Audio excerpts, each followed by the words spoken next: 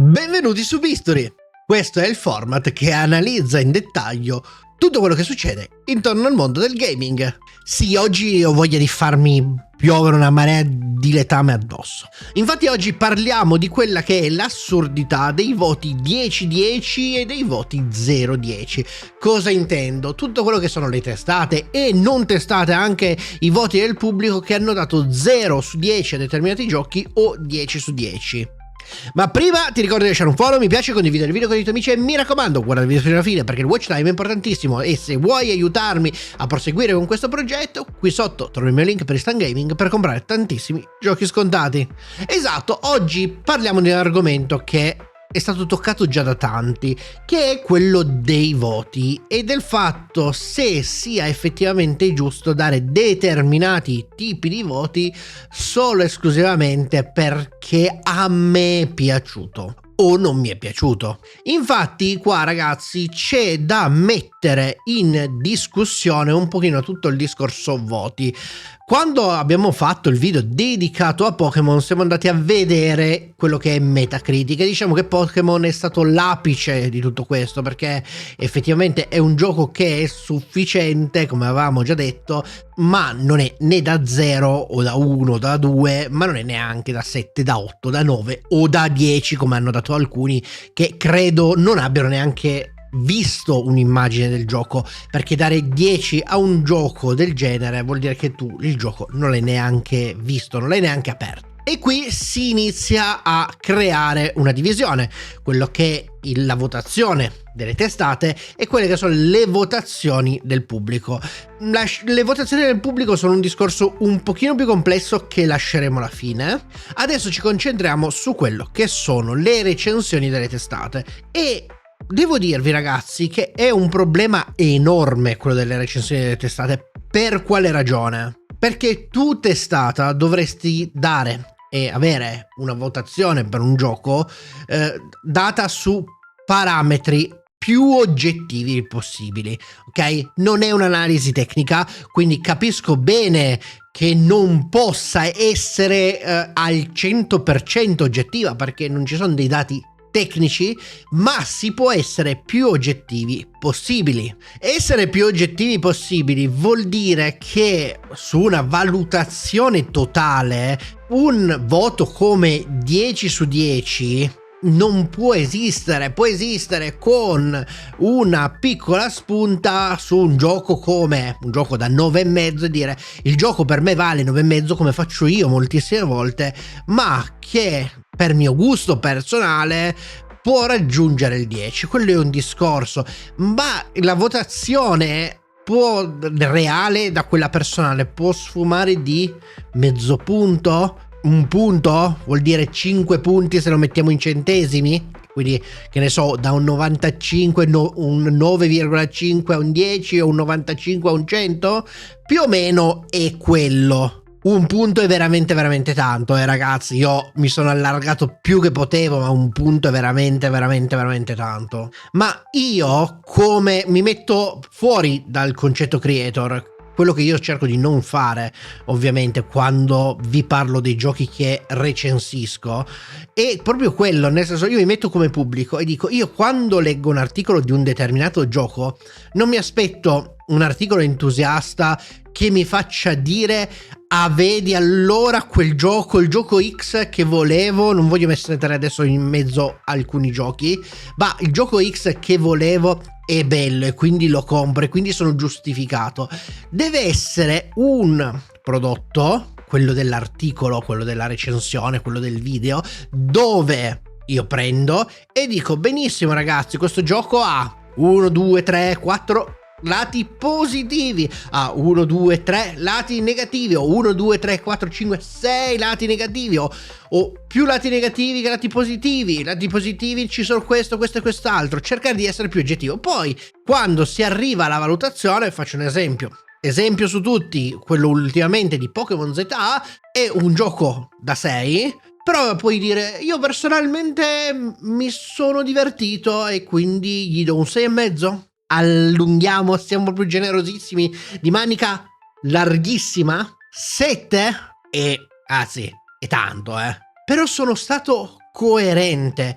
C'è stato in questi giorni anche la cosa del ma a me è piaciuto perché mi ha fatto il tuo parere quando recensisci è utile fino a un certo punto.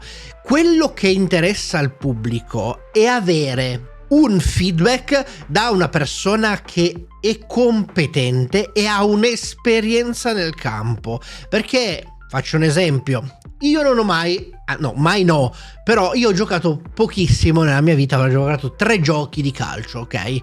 Ad oggi dovessi andare a dire cosa faccio, prendo un gioco di calcio, quale prendo, dovrei andare a vedere. Ma io voglio andare a leggere un gioco che mi dice guarda questo problema, questo è un altro problema, quest'altro è un altro problema e così via. Non voglio i lati positivi me li scopro e sono belle sorprese. Quelli negativi sono quelli che voglio sapere, e che tu mi dica che il gioco sia dei difettini tecnici, quando non è vero, non ha dei difettini, ha dei grosse carenze tecniche. Sicuramente anche in certi frangenti divertente, per carità. Però ragazzi, devo sapere esattamente quello che è il gioco, ok? Non l'indorazione della pillola dove faccio vedere io, perché ovvio che magari se io giocassi solo sull'affezione, ok? Io vi nomino un gioco che conosce praticamente nessuno, MDK2. Ad oggi se dovessi dire, è un gioco vecchissimo ragazzi, se dovessi dire guarda, provalo, la maggior parte della gente mi direbbe è una schifezza, ma giustamente, ma per me quello sarebbe un voto affettivo. Quindi io potrei consigliarvi un gioco vecchio che mi ha divertito in passato, e quella è una cosa. Ma quando si parla di una recensione ci devono essere dati e non solo ed esclusivamente opinioni personali, perché ovviamente poi la valutazione viene completamente sfasata.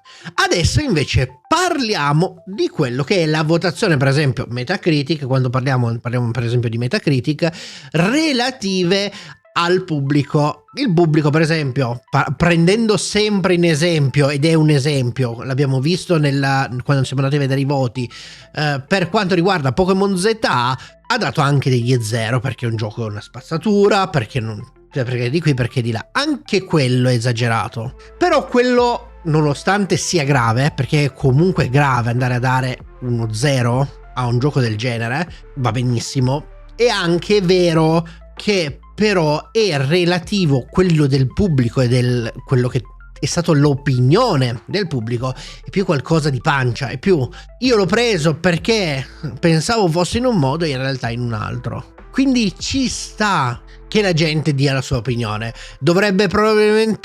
Bisognerebbe regolamentare meglio, quindi essere più educati, quello sicuramente. Però capite che andare anche lì a dare voti come 0 non aiutano a risolvere la situazione di quelli che hanno dato 10, perché non è un voto compensativo, non è la media matematica, quindi se do 10 e 0 allora fa 5, allora il voto è a pari 5. Non funziona così. Quello è un voto relativo al pubblico, quindi c'è tutto un discorso dietro che non fa media con le testate. Anche voi cercate, quando commentate, non solo sotto i miei video, che vi dico sempre, mi raccomando, rispettatevi, non insultate, cercate sempre, ovunque andiate, di lasciare dei commenti che possono essere anche costruttivi, perché non è detto che un commento deve essere per forza positivo. Molte volte un commento negativo è meglio di un commento positivo, perché se fatto bene, ovviamente, quindi non insultando ma dicendo guarda, per me questo e quest'altro non è così. L'ultimo esempio, faccio un esempio pratico che è successo su di me. Un utente mi ha scritto una cosa, io ho dato per scontato, in un video molto vecchio, all'epoca avevo dato per scontato che fosse ironia, e boom, effettivamente questa persona ha detto io non comprendo l'ironia, e quindi per me è stato quasi un attacco.